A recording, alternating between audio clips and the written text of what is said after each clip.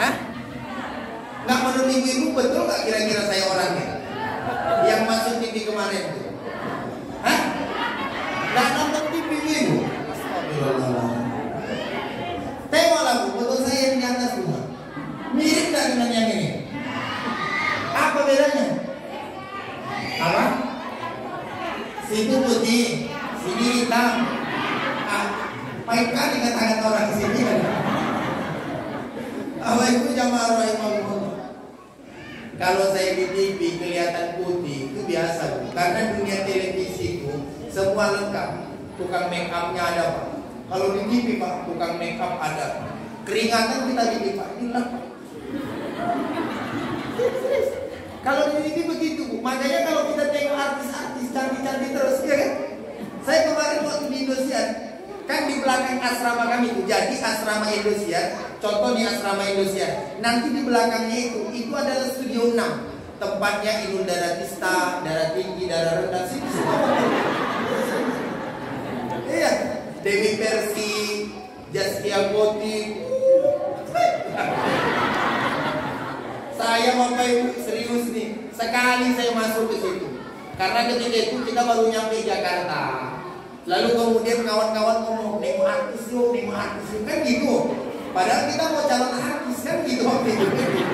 Akhirnya Bapak Ibu kami nengok tuh, cut gitu rame-rame dari belakang asrama itu ada pintu. Kita tinggal masuk, Pak. Langsung masuk ke studio. Masya Allah Bapak Ibu, disitulah saya pertama kali nengok artis. Cuma saya nggak kuat iman. Sekali itu Bang Rizwan, serius sekali itu saya nengok. Ku tengok, ku tatap Bapak Ibu, hampir lupa aku sama istriku. Itu masalahnya. Jadi Bapak Ibu jamaah, daripada saya amnesia, ya kan? Akhirnya memang cuma sekali itu. Dan memang artis-artis yang di Indonesia itu sering main nanti di studio tempat kami yang biasa tampil. Bapak Ibu jamaah rahimahumullah. Pokoknya kalau di Jakarta itu kita kelihatan putih pak wajah. Di sana ruangan pakai AC, makan dijaga, minum dijaga. Kita kalau minumnya itu Bapak Ibu pakai bisa macam begini, nggak main kayak gini. Di sana. Nah, kita kan cerita pak di sana. Masya Allah, luar biasa. Kamu kadang-kadang bingung itu sama. Cuma saya lupa ngasih tahu beliau. Ustaz, Bapak Ibu jamaah rahimahullah. Makanya dulu ketika kita nyampe di Jakarta itu Bapak Ibu, ya namanya dunia entertain ya Bapak Ibu. Dunia selebritis itu semua penuh dengan acting. Semua penuh dengan acting. Dulu saya masih ingat istri saya datang dari Pekanbaru, lalu kemudian nyampe di Jakarta. Sebenarnya saya nggak ada rencana mau meluk istri saya. Cuma kata orang dari bawah, itu kan. Akhirnya Bapak Ibu di depan kamera semua yang lagi hidup, lagi live, semua orang Indonesia nonton, saya peluklah istri saya. Lalu kemudian kata orang di bawah, kita ini ya harus paham pak. Kalau dia dibilang, kan berarti dia ngomong cium istrimu gitu. Saya waktu itu sebulan lebih gak jumpa sama istri saya. Betul saya semangat dia kan. Awayu jamaah rahimahullah. Sallu ala Nabi Muhammad. Allahumma salli ala Sayyidina Muhammad wa ala ali Sayyidina Muhammad. Kita ngapa jadi cerita itu? Kita itu mau cerita hijrah loh. Cek 1 2. Bapak Ibu jamaah rahimahullah. Boleh saya lanjutkan? Atau kita sudahi saja? Hah? Lama lagi. Udah setengah jam lebih. Nah, kalau saya Bapak Ibu tak ada masalah. Karena saya ini bagian ustaz yang senantiasa berpikir positif Pak. Saya sudah pengalaman Pak, tabligh akbar kemana-mana. Setelah saya renungi, saya resapi, mohon maaf Pak Ketua Pembangunan, rupanya ceramah nih, lama kita ceramah, cepat ceramah, tidak berpengaruh terhadap isi uploadnya Pak. Kalau memang udah segini. Nah ini serius. Kalau memang udah segitu niatnya, memang tak berubah Pak. Saya coba Bapak Ibu, ceramah saya 2 jam, nggak nambah. Ceramah saya setengah jam, sama aja dikurangi. Jadi sebenarnya nggak ada masalah. Halo, Bapak Ibu, halo. Jadi Nabi, enggak. Saya Bapak Ibu, Khosai kemarin dan nanya sama saya, berapa budget Ustadz ceramah? Saya tak ada netapin budget. Serius ya kan? Betul kan? Serius nih, jangan jelek-jelekin nama saya di sini. Saya Bapak Ibu ceramah di mana-mana tak ada netapin budget. Tanya pengurus masjid, tanya pengurus, tak ada netapin. Cuma kemarin Ustadz Khosai maksa, saya tak jawab berapa budget saya. Sebab Bapak Ibu, kemana-mana saya ceramah, yang ditakuti orang masalah saya itu, Ustadz kalau undang Ustadz berapa dikasih, berapa bayarannya. Bapak Ibu jamaah rahimahumullah, saya tak tetapkan tarif. Berapa dikasih itulah rezeki saya. Cuma pengurus pengertian dikit kan gitu ya. Ya wajar kan saya ngomong gitu kan. Saya Bapak Ibu tinggal di mana? Halo? Saya tinggal di mana? Pekanbaru. Saya datang ke sini tak bawa mobil sendiri, saya bawa supir. Asal kami pulang ke rumah, pasti dia minta honor saya mana. Kalau tak percaya tanya dia, nanti tanya dia berapa honor saya. Itu mobil udah diisi bensin. Apa yang menyampaikan rahimahullah kan? Yang intinya kan rezeki dari manapun, yang penting itu kita syukur. Itu rezeki itu apa yang tenang aja. Yang penting kita mau usaha. Kan, insya Allah datang Pak. Bahkan Bapak Ibu ini dengarkan amalan dari saya. Dia nggak tahu ini ada rekaman kan gitu. Biasa anak-anak. Halo Bapak Ibu, saya di rumah punya kitab Pak, namanya Al-Qawaid Al-Mustara bisa dikitolipil asyar. Bapak-bapak boleh buktikan, boleh dicoba. Nanti hasilnya sebulan kemudian telepon saya. 1 bulan jangan putus. 1 bulan. Bapak Ibu dengarkan baik-baik. 1 bulan jangan putus. Setiap habis sholat isya baca surah Al-Waqiah. Setiap habis sholat isya baca surah Al-Waqiah, surah ke-56 dalam Al-Quran. Surah Ar-Rahman surah ke-55, surah Ar-Rahman surah ke-56. Coba amalkan. Habis sholat isya baca surah Al-Waqiah. Habis sholat isya baca surah Al-Waqiah. Insya Allah Bapak Ibu, segala kekurangan dan kemiskinan akan dihilangkan oleh Allah dari hidup kita. Ya, tapi diamalin. Habis sholat apa dibaca? Surah Al-Waqiah. Yang paling bagus yang baca suami, kalau didukung oleh istri. Bapak-bapak, karena bapak yang mencari rezeki, habis sholat isya, sebelum tidur, sebelum nonton bola, sebelum main batu, baca surah Al-Waqiah Pak. Nah, insya Allah Pak, main batu menang terus Pak.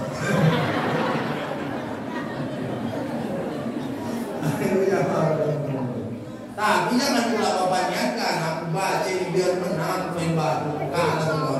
Bukan begitu maksudnya. Bapak Ibu jamaah rahimahumullah.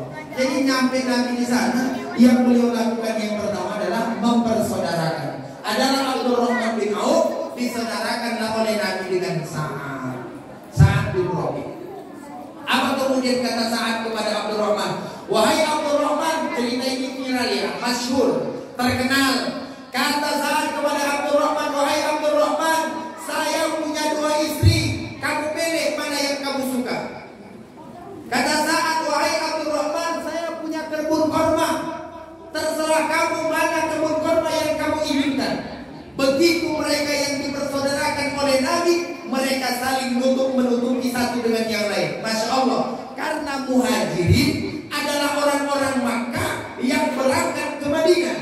Sedangkan orang-orang Madinah itulah yang disebut dengan Ansor. Dan Allah sebutkan dalam At-Taubah, A'udzu billahi minasyaitonir rajim. Bismillahirrahmanirrahim. Was-sabiqunal awwalun minal muhajirin wal ansor. Jadi yang disebut mereka yang terdahulu, orang-orang yang dijamin Allah masuk ke dalam surga, mereka adalah orang-orang Ansor dan orang-orang Muhajirin.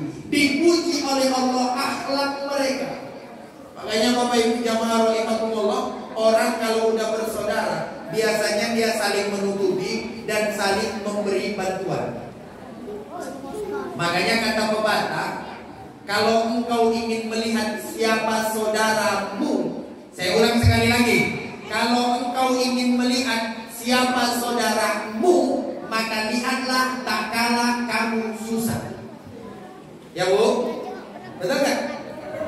Kalau ingin melihat kesetiaan seorang suami, lihatlah saat istrinya sakit, ditinggal atau diurus. Kalau ingin melihat istri yang soleh apa? Bukan waktu bapak jadi pejabat, bukan waktu uang belanja dikasih, bukan waktu senang, tapi waktu susah. Saya punya kawan Bapak Ibu, ketika dia kecelakaan, kakinya patah, dia ditinggalkan oleh istri. Halo, dia ditinggalkan oleh, tahu kenapa? Kakinya patah. Makanya aku bilang sama istriku, aku nanti kalau sakit kau tinggalkan, aku cekis loh.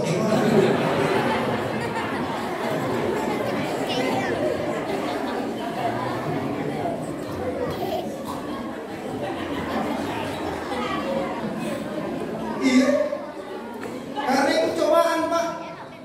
Nggak sedikit seorang perempuan meninggalkan suaminya tak kalah sakit. Tapi kalau ada laki-laki yang meninggalkan istrinya tak kalah sakit, mohon maaf lahir batin, itu juga laki yang tidak bertanggung jawab.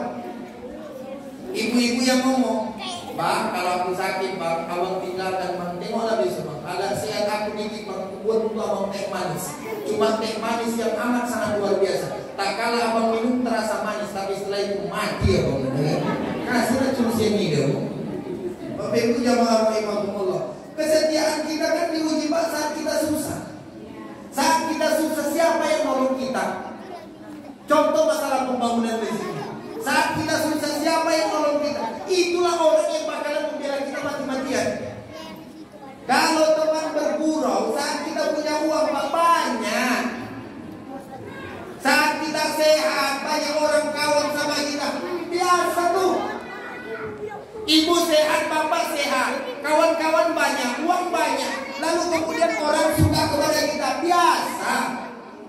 Tapi tengok saat kita miskin, tengok saat kita jatuh, tengok saat kita tak punya apa-apa. Mau gak orang cakapan dengan kita? Mau gak orang peduli sama kita?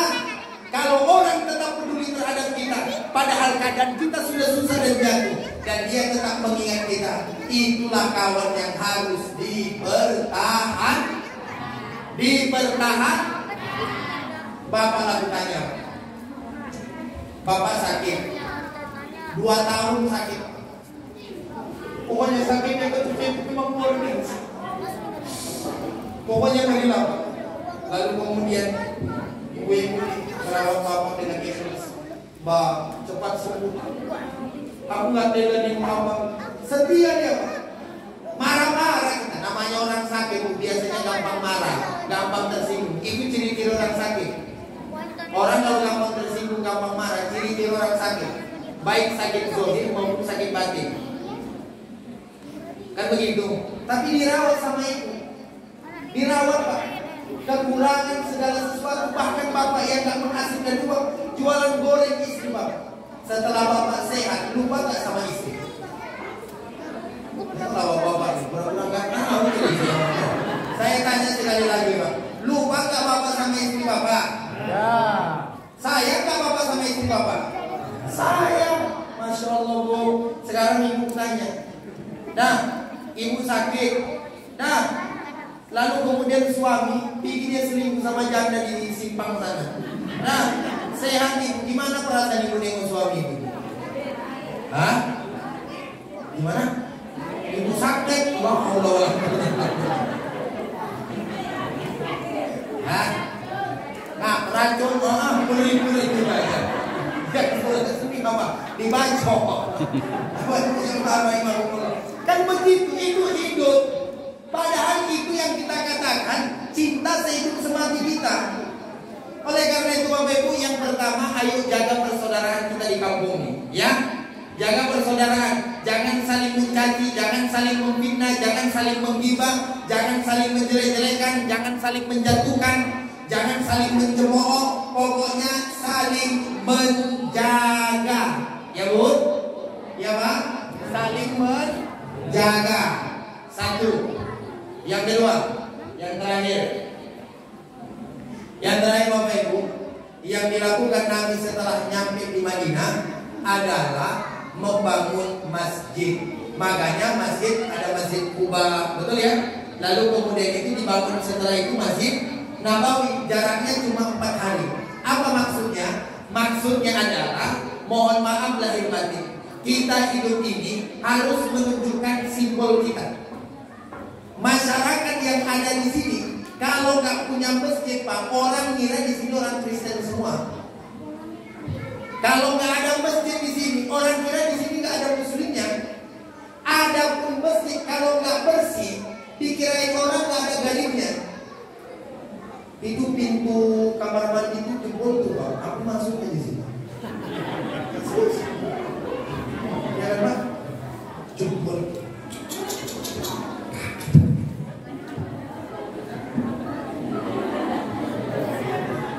Dan luar biasanya Bapak Ibu, kamar mandinya cuma 1. Aku nggak kebayang Pak, andai kata antri orang 4 orang, ya kan? 1 di dalam, 3 nunggu. Gimana coba perasaan itu? Yang 3 orang ini udah balas-balasan untuk orang bertiga. Ya kan? Di dalam. Gimana? Oh, sedang dibangun di belakang. Dananya sudah ada. Oh, saya sampai, Masya Allah. Akhirnya nggak sampai. Bapak Ibu jamaah rahimahumullah, tak apalah. Yang penting kita kan udah tahu keadaan bersama, betul ya? Kita kalau di rumah kita kamar mandi pintunya jebol, gimana perasaan kita? Datanglah orang bertamu, nyaman nggak? Jawablah, tanya ini. Belum lagi kita jebol pintu kamar mandi, nyaman nggak orang datang? Saya Pak, mohon maaf saya batin, paling nggak nyaman saya ke rumah orang kalau pintunya nggak ada, cuma pakai apa namanya, kain. Datang angin,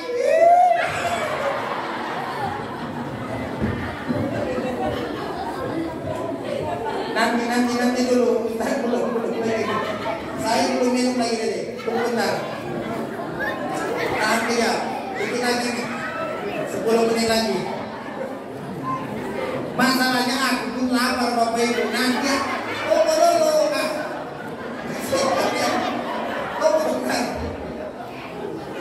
Yang saya pun lapar. Kalau dibagi sekarang makan bulan orang, masa mau serama habis. Enak kali hidup itu ya kan? Baru kita nanti makan. Komentar slow. Oke? Ibu-ibu gimana coba? Orang makan awak ceramah ya kan? Habis ceramah habis makanan. Kata pengurus, Bapak-bapak, ibu-ibu, demikian acara kita malam hari ini. Mari kita mulai. Enggak mau yang kayak gitu. Bapak Ibu yang masuk ya Pak Kumono. Sampai mana tadi cerita saya? Woi, semua anak-anak muda yang di luar, anak muda dan mudi, tolong siap-siap kalian. Pokoknya pas nanti selesai saya doa, kalian antar lah, oke? Paham ya? Dan pastikan tempat duduk saya sebelah situ. Pernah buat ceramah, enggak ini jujur ya. Pernah buat ceramah. Jadi, ya nggak apa-apa.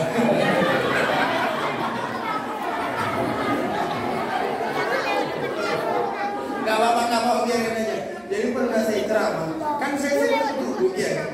Seharusnya kan panitia ini pengertian. Ustaznya didahulukan gitu ya kan. Lalu di depan ustaznya yang ada anggur, apel gitu kan. Ih, Bapak Ibu ya Allah, Rabbi yang busuk-busuk, pisang yang gak itu di bawahnya kan. Aku mewahnya berlima kali orang di sini ceramah gitu ya. Memang semenjak itu insaf aku ceramah di situ. Asal ceramah situ trauma bawa. Nah ini Ustaz Osari, tolong sampaikan kepada anak buahmu pengertian ini. Jangan cuma insaf.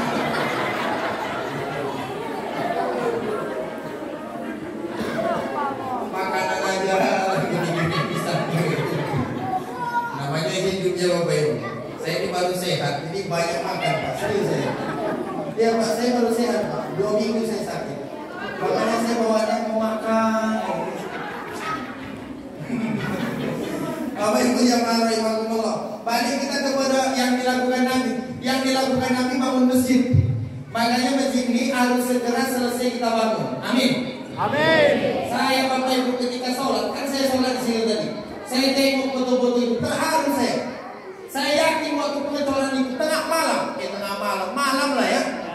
Rame-rame kita tengok di atas tuh, ada yang makan, ada yang nggak pakai baju, terus siapa lah kawan? Tapi kita sanggup melihatnya, masya Allah. Dengan semangat malam mereka mau ngetor bareng-bareng, disiapin makanan. Itulah kalau kita kompak, ya kan? Nggak ada yang nggak siap. Setiap minggu gotong royong, ada kesempatan gotong royong. Yang penting kita kompak dulu. Kalau kita udah kompak, apa yang kita buat bisa? Anak-anak muda kita dukung, majelis taklim kita hidupkan. Ustaz, nyumbangnya berapa? Apa pula banyak-banyak? Berapa adanya? Yang penting ada. Jangan malu, nyumbang 10.000 jadi, 1.000 jadi, 2.000 jadi, 3.000 jadi. Yang penting ada. Itu aja kita tanamkan. Insya Allah sih ya Bapak Ibu. Kata Nabi apa? Man bana masjidan, banallahu baitan fil jannah. Siapa orang yang bangun masjid, Allah bangunkan di dalam surga sebuah rumah. Jadi luar biasa. Saya ingin cerita kepada Bapak Ibu. Dalam kitab Al-Fawaid Al-Muhtarah ada sebuah kisah namanya Ummu Mahjanin. Siapa namanya? Siapa namanya? Ummu Mahjanin. Ummu Mahjanin ini adalah tukang sapu Masjid Nabawi. Tukang sapu Masjid Nabawi di zaman Nabi. Kerjaan dia cuma nyapu masjid, bersihin masjid. Bapak Ibu jamaah rahimakumullah. Suatu ketika Nabi datang ziarah kubur. Nabi datang ziarah kubur. Saat Nabi nyampe di perkuburan, Nabi heran. Ada kuburan baru, tapi Nabi nggak kenal. Karena termasuk kebiasaan Nabi, siapapun yang meninggal dunia, Nabi rajin datang.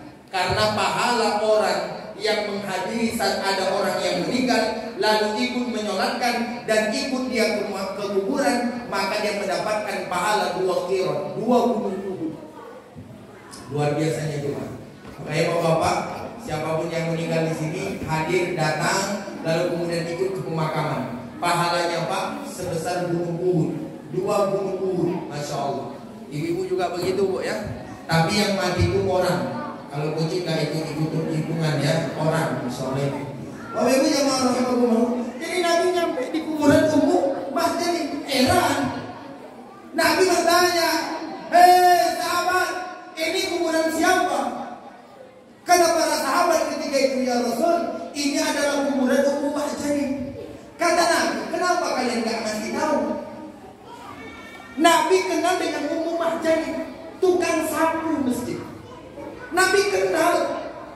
Makanya Nabi bertanya, kenapa kalian gak kasih tahu saya? Kalau kalian kasih tahu saya pasti ikut menyolatkannya, saya pasti ikut mendoakannya dan ikut memakamkannya. Kata sahabat ketika itu, ya Rasul, kemarin waktu Ummu Mahjanin meninggal, Ummu Mahjanin ini meninggalnya mendadak. Artinya Bapak Ibu nggak sakit, nggak ada kabar kena COVID, ya kan? Nggak ada demam, pilek, nggak ada. Bukan baru kena swab, ya kan? Enggak. Bukan lagi kena razia PPKM, lalu kemudian kaget mati, enggak. Bapak Ibu jamaah rahimakumullah. Sekarang ini PPKM, luar biasa. Kemana-mana harus pakai masker. Ngurus surat nikah harus divaksin. Aku udah nikah dulu sebelum COVID ya. Sekarang nikah harus ada surat vaksin. Udah vaksin?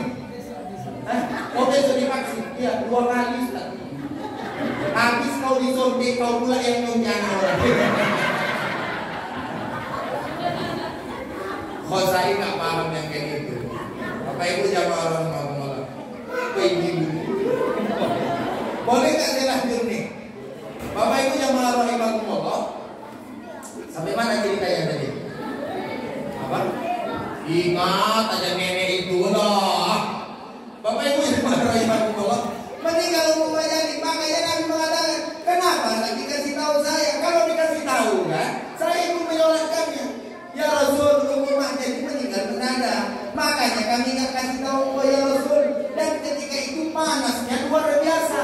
Kalau kami kasih tahu kepadamu, kami khawatir nggak enak mengganggu ketika engkau sedang tidur. Jadi ketika itu Nabi lagi istirahat, lalu kemudian Ummah jadi meninggal dunia. Jadi sahabat nggak enak ganggu Nabi. Bapak Ibu jamaah rahimakumullah, lalu apa yang dikatakan oleh Rasulullah? Yang dikatakan oleh Rasulullah mengucapkan salam. Assalamu alaika, assalamu alaiki ya Ummah jadi. Jadi Nabi mengucapkan salam kepada orang yang ada di dalam kubur. Ini juga dalil bahwa kita boleh mentalkin. Tahu talkin? Mengajari mayat di atas kubur. Talkin itu Bapak Ibu ada dua. Satu, saat orang mau mati, ada suami ibu mau mati, ajarkan kalimat la ilaha illallah di telinganya. Paham Bu? Bu? Saat suami mau mati, ajarkanlah. Karena hasil survei Pak, di tahun 2020 sampai ke atas lebih cepat bapak-bapak mati ketimbang ibu-ibu. Ini hasil survei Pak. Makanya Bu, kalau nampak bapak udah mau meninggal Bu, ajarkan apa? La ilaha illallah. Ngajarkannya pelan-pelan. Baca lawak. La ilaha illallah. Suami ngomong begitu. Ibu jangan bilang mana orang. Jangan. Ajarkan lagi. Ayo Bang. La ilaha illallah. Ibu mohon maaf, menghadapi orang mau mati jangan panik. Sebagian orang saya lihat menghadapi suaminya mau mati panik dia. Orang kan heboh, apa lakiku katanya. Bukan begitu, ibu tenang. Nama suami udah begitu modelnya, tenang. Atau suami tenang. Ajarkan la ilaha. Suami ibu udah gini. La. Ibu jangan ngomong kalau bapak kayaknya banyak dosa, jangan sering nyakiti istri. Yang tiba-tiba terus kodam. Ajarkan pelan-pelan. La ilaha illallah. Setelah meninggal Pak, ada talqin. Karena orang yang di dalam kubur sebenarnya mendengar apa yang kita bilang. Makanya kalau lewat di depan kuburan, kita disunahkan membaca Assalamualaikum ya ahlal kubur. Betul nggak? Kenapa kita disuruh mengucapkan salam kepada orang yang sudah mati? Karena mereka mendengar. Cuma mereka nggak bisa jawab. Lagi pula kalau mereka bisa jawab, jangan diam. Tengah malam jam 12 kita lewat dari kuburan sendirian. Lalu kemudian kita bacakan Assalamualaikum ya ahlal kubur. Lalu kemudian mereka ya Waalaikumsalam. Jadi gak berdiri. Makanya sebenarnya ngucapinnya sunnah, jawabnya gak wajib. Siapa itu? Mereka yang lagi di kubur. Gak boleh dijawab. Makanya ibu kalau ziarah kubur ucap salam. Contoh ke kuburan orang tua, Assalamualaikum Pak. Ke kuburan mama kita, Assalamualaikum Ma. Begitu. Kami di pesantren dulu di Mustofawiyah, ketika kami ziarah ke makam Syekh Mustafa Husain, kita itu Bapak Ibu adabnya begini. Assalamualaikum ya Syekh, Assalamualaikum ya Sayyidi. Siapapun orang yang ziarah pada hari Sabtu pagi, ada keterangan disebutkan mayit itu mendengarkan dan menjawab. Makanya Bapak Ibu jamaah rahimakumullah, sunnah juga dibacakan surah Yasin. Betul ya? Jadi Rasul pun mengucapkan salam dan Rasul menyolatkannya. Lalu apa kata Nabi? Kata Nabi kepada sahabat-sahabat, tahu tak kalian wahai sahabatku bahwa Ummu Mahjanin sekarang jalisatan fil jannah, lagi duduk di dalam surga. Kata Nabi, Ummu Mahjani lagi duduk di dalam surga. Apa amalannya? Halo? Apa amalan Ummu Mahjani tadi? Membersihkan masjid, mengurus masjid, bangun masjid, nyapu masjid. Kayu satu khosyai, alhamdulillah. Besok kalau kotor masjid, santai saja, sampaikan aja pakai ini. Bapak Ibu yang kepingin dapat pahala Ummu Mahjani, ayo ke masjid, sapu masjid itu. Bapak Ibu jamaah rahimakumullah. Nah itulah luar biasanya mereka yang menghidupkan masjid. Bahkan dalam Al-Quran disebutkan, innama ya'muru masajidallah man amana billah wal yaumil akhir. Orang-orang yang memakmurkan masjid adalah orang-orang yang beriman dan percaya kepada hari akhir. Walam yakhsha illallah, mereka tidak takut kecuali hanya kepada Allah. Maka Bapak Ibu, orang yang gak mau datang ke masjid, atau sirik ke masjid, atau gak suka terhadap masjid, atau sering komentar terhadap masjid yang gak benar, itu kurang iman. Kurang iman, kurang takwa, kurang taat kepada Allah. Saya di Pekanbaru ada ke masjid, tapi kalau saya di Topeng ada Pak. Bapak Ibu jamaah rahimakumullah, maka kita urus masjid ini. Siap Bapak Ibu kita bangun masjid ini? Bapak Ibu siap kita bangun masjid ini? Yakin kita kompak? Ya. Mudah-mudahan Bapak Ibu bisa kita bangun. Amin. Dan pengurus nanti kalau peresmian tolong undang saya. Insyaallah saya hadir Pak. Peresmian. Samakan aja lah kayak sekarang itu samakan. Bapak Ibu ya Pak, saya berharap Pak besok kalau siap ini undang saya gini, insyaallah kita hadir. Ya Bapak Ibu, yang penting sesuai jadwalnya. Sesuai jadwalnya. Insyaallah kita hadir. Supaya kita sama-sama bareng-bareng kita di sini, kumpul kita di sini. Kita panggil kawan-kawan warga yang jarang ke masjid, jarang nyumbang ke masjid, panggil semuanya. Kumpul kita di sini. Inilah rumah yang nantinya kita bakalan disolatkan di sini. Kita Bapak Ibu kalau meninggal dunia pengennya disolatkan di sini atau di Simpang? Di Simpang tadi ada juga. Hah? Kita maunya di sini atau di sana? Jawab. Bapak Ibu jamaah rahimakumullah. Inilah yang bisa saya sampaikan. Sabar, doa dulu. Siap-siap kalian ya. Doa langsung kabur ke sini, oke? Oke, Bapak Ibu jamaah rahimakumullah. Mari sama-sama kita bacakan Al-Fatihah terkhusus